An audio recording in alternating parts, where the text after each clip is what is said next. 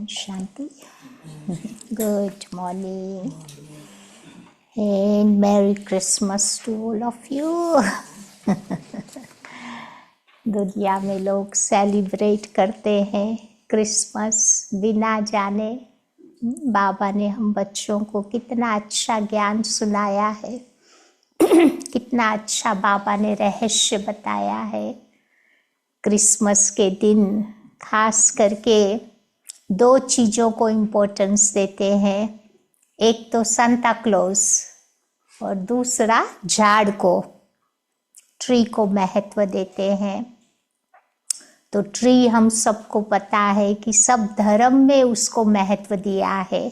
हिंदू धर्म में कल्प वृक्ष के रूप में उसको याद करते हैं. क्रिश्चियनिटी में झाड़ को डेकोरेट करते हैं. ऊपर में बड़ा स्टार शिव बाबा का प्रतीक, छोटे छोटे स्टार आत्माओं का प्रतीक. झाड़ के नीचे गिफ्ट्स रखते हैं, वो अविनाशी प्राप्तियों का प्रतीक है.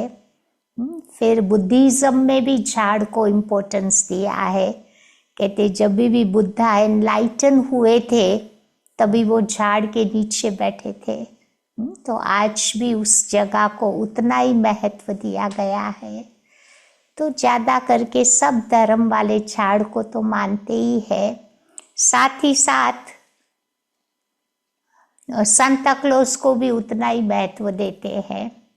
सांता क्लॉज का दो कलर दिखाते हैं, रेड एंड वाइट. जब रेड बाबा वाइट बाबा के अंदर प्रवेश करते हैं तब वो रियल सांता क्लॉज बनते हैं. इसीलिए रेड और वाइट दोनों कलर को इम्पोर्टेंस दिया है. और सांता क्लॉज को भी आप देखोगे ना तो इतनी उसकी हाइट नहीं बताते हैं, रिजनेबल हाइट है और गोल गोल है. तो उसका पूरा शेप आप देखोगे ना ओवल शेप के अंदर है. या तो वो शिव बाबा जब संगम युग में आके सांता क्लॉज बनता है तो उसकी भक्ति में वो यादगार दिखाई है.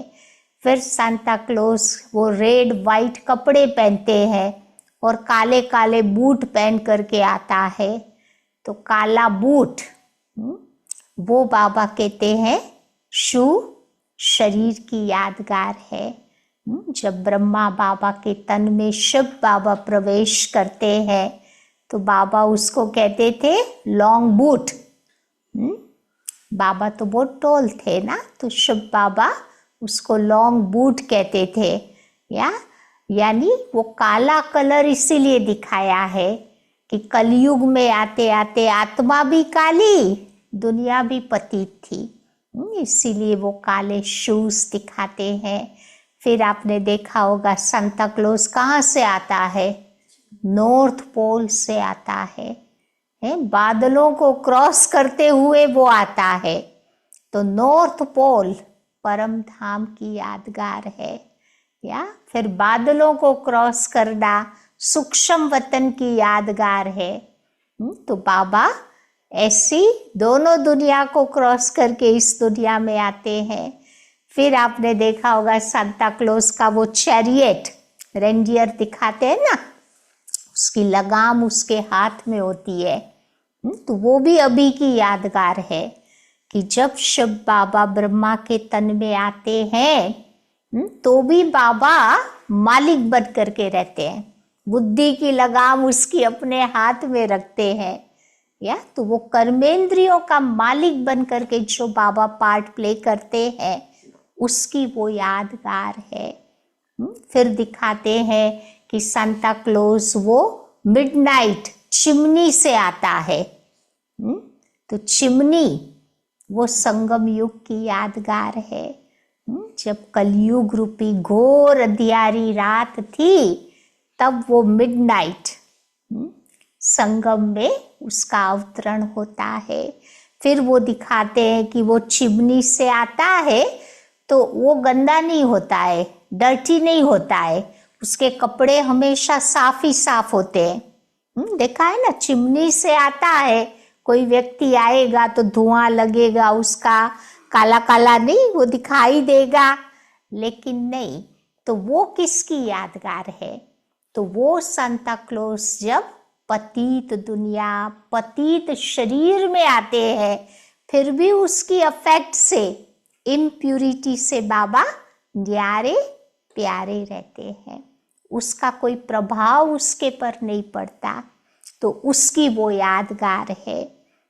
फिर वो कहते हैं सांता क्लॉज वो थैला लेकर के आता है, गिफ्ट भर करके आते हैं, और कहते हैं उसका थैला कभी एम्प्टी नहीं होता, खाली नहीं होता। वो किसकी यादगार है?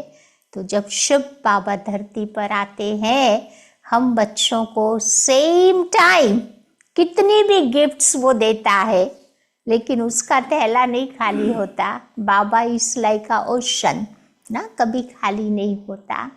फिर वो दिखाते हैं कि वो बच्चे भी रात को सोते हैं ना, तो अपनी खटिया के ऊपर वो टांग के सोते हैं ना, वो क्या बोलते हैं, शू नहीं, सॉक्स, हाँ सॉक्स टांग करके वो सोते हैं। फिर कहते हैं कि सांता क्लॉज रात को आएगा, इसको गिफ्ट से भर देगा ना, तो वो सॉक्स का एक प्रतीक है। तो बाबा कहते वो बुद्धि का प्रतीक है। जब बाबा संगम में आते हैं तो हमारी बुद्धि को बाबा अच्छी अच्छी चीजों से भर देता है, अविनाशी गिफ्ट से भर देता है, जिसकी यादगार में बच्चे वो सॉक्स टांग करके सोते हैं। तो ऐसे ये जो बातें सांता क्लॉज के लिए बताते हैं, वो हमारी संगम की यादगार है। हम उसको जान करके फिर मनाते हैं तो और ही खुशी होती है ना। तो ऐसे बाबा हमारा सांता क्लॉज बन करके पार्ट प्ले कर रहा है इस समय। तो आइए